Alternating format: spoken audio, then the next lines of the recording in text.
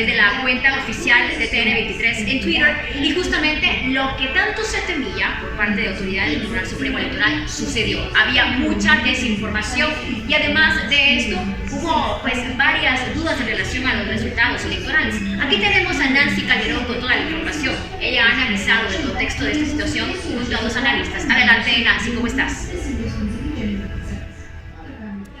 Efectivamente, Odilí, para analizar de cerca estos temas de coyuntura social y política, me acompañan los expertos en materia, el licenciado Julio Rivera Clavería, quien es abogado, analista y cuenta con amplia experiencia en el ejercicio político.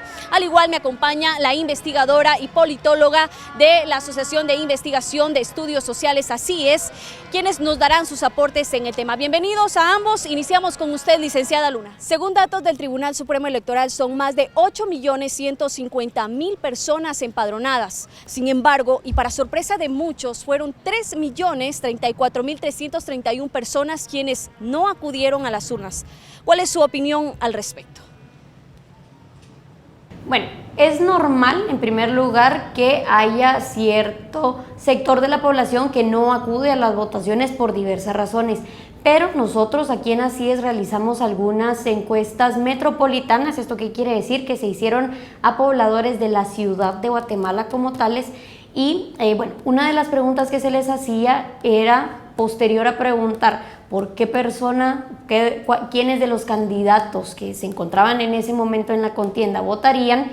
Se les preguntaba posteriormente si ellos dejarían de votar si en dado caso su candidato o candidata no fuera inscrito para participar en la contienda electoral. Y nosotros vimos que posterior a los resultados de la primera vuelta, más o menos era ese 9% que contestó que no iría a votar si su candidato o candidata no fuera inscritos, el que se abstuvo de presentarse a las urnas.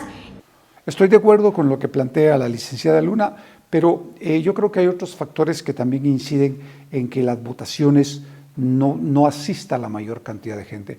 Y es que los partidos políticos dejaron de ser intermediarios entre el gobierno y la sociedad para solucionar los problemas que le afligen.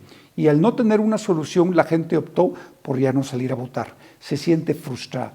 En segundo lugar, las decisiones que se toman al interno de los partidos políticos para designar candidatos es una designación a dedo, y eso también de alguna manera molesta a la población y por lo tanto no asisten normalmente a votar. Y la última es que efectivamente las promesas de campaña no se cumplen, y los guatemaltecos en términos generales sentimos una frustración tan grande por lo que ya no creemos en el sistema político. El sistema político necesita ser renovado, necesita ser reformado y necesita que vuelva a tener credibilidad para hacer los cambios que la sociedad necesita y lograr las oportunidades y las mejoras que la población demanda. Ok, ¿y cómo ve usted la participación de los jóvenes, tomando en cuenta que el 42% de la población conforma el padrón electoral? Bueno, como no se tienen datos de las edades aún de las personas que participaron en la primera vuelta, digamos que no se tiene un desagregado por edad, por sexo, por ejemplo, de las personas que llegaron a participar, no podría tener digamos, un dato concluyente para contestar. Sin embargo, sí se vio ya antes de la primera vuelta el hecho de que la mayoría de jóvenes que estaban en edades que, digamos, entre 18 y 30 años, que es lo establecido para un joven, no se estaban empadronando. Hay que estudiar entonces las diversas variables que podrían estar afectando esta participación, pero sí es muy importante, precisamente por ese porcentaje que representan los jóvenes dentro de la población guatemalteca. Entiendo. Ahora, mi pregunta es, ¿hubo abstencionismo? Sí, no, ¿a qué se lo atribuye? Bueno, como ya mencionaba, no es una cuestión de causa única el hecho de que yo no tenga el recurso para movilizarme y poder ir a votar. Otra puede ser que a mí no me gusten las opciones que se presentaron. Lo importante aquí es no señalar una causa única. Hay que entender, conocer primero y entender cada una de las variables que puede afectar el abstencionismo de las personas al momento de presentarse a votar. Agradecemos a la licenciada Luna por su completo análisis. Vamos con usted, licenciado Clavería. Como usted sabe, Guatemala lideró las estadísticas de los empadronados con más de 700,000 personas y le sigue el occidente y la región oriental del país. Sin embargo, el pasado 16 de junio hubo una participación demasiado baja. ¿Podría este escenario repetirse en la segunda vuelta del proceso electoral a realizarse el 11 de agosto? Sí, yo creo que efectivamente la tendencia es a que en la segunda vuelta haya un número menor todavía de votantes. Nos sentimos frustrados por la poca injerencia que tienen los partidos políticos y los políticos en la resolución de la problemática nacional. Esto creo que hace que la gente no tenga ya ningún interés en salir a votar, aparte de que los jóvenes especialmente no están educados para presentarse a elegir las autoridades que cada 4 años obliga el proceso electoral. Hago hincapié en la ley electoral y de partidos políticos y tomando en cuenta lo que ocurrió el pasado 16 de junio, ¿podría la población guatemalteca inclinarse por el voto nulo, es decir, 50+1 y repetirse las elecciones, tomando en cuenta que ninguno de los dos candidatos pudiera ser del agrado de la población guatemalteca?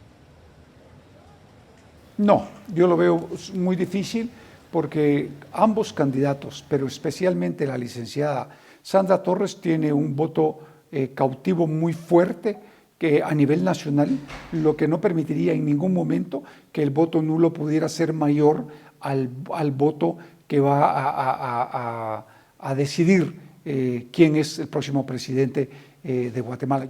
Pero lo que sí es cierto es que de alguna manera se deslegitima la llegada de quien vaya a ocupar la silla presidencial, porque no es una votación que le dé el respaldo suficiente para el ejercicio del poder en los 4 años que le corresponden. De acuerdo, muchas gracias. Y tomando en cuenta que en Guatemala se han detectado más de 15 municipios con conflictividad electoral y también recordando lo sucedido en San Jorge, Zacapa y otros 4 municipios donde las autoridades del Tribunal Supremo Electoral indicaron que habría de repetirse este proceso en los sectores que ya hemos mencionado, podría darse un panorama complicado en el tema de conflictividad y en este caso tendrían las fuerzas de seguridad guatemaltecas la capacidad de accionar, pero de manera preventiva. Sí la tiene. Las fuerzas de seguridad, especialmente la Policía Nacional, tiene un plan estratégico para la segunda vuelta y que yo creo que con la colaboración del Ejército en los apoyos en circulares en los centros de votación, creo que se puede hacer un buen trabajo de seguridad. Normalmente la gran problemática de conflictividad electoral se da cuando hay elección de alcaldes, más que de elección presidencial. Bueno, muchísimas gracias a estos analistas quienes nos han dado sus aportes en estos temas que son definitivamente de suma importancia para la población guatemalteca. Nadie se esperaba las inconsistencias presentadas en el sistema del Tribunal Supremo Electoral en el conteo de actas. Sin embargo, esto ha despertado el descontento de la población guatemalteca, quienes se encuentran en las instalaciones del Tribunal Supremo Electoral para exigir a las autoridades transparencias en la segunda vuelta a realizarse el 11 de agosto. Soy Nancy Calderón, este es mi reporte, regreso contigo al set principal. Gracias Nancy Calderón y también a los 2 analistas que te acompañaron para ayudarnos a comprender qué sucedió en esta primera fase del tema electoral en 2019. Estaremos pendientes de qué ocurre y cuál es el panorama el próximo 11 de agosto en la segunda vuelta electoral. Hacemos una breve pausa y enseguida regresamos con más información aquí en TN23 Local.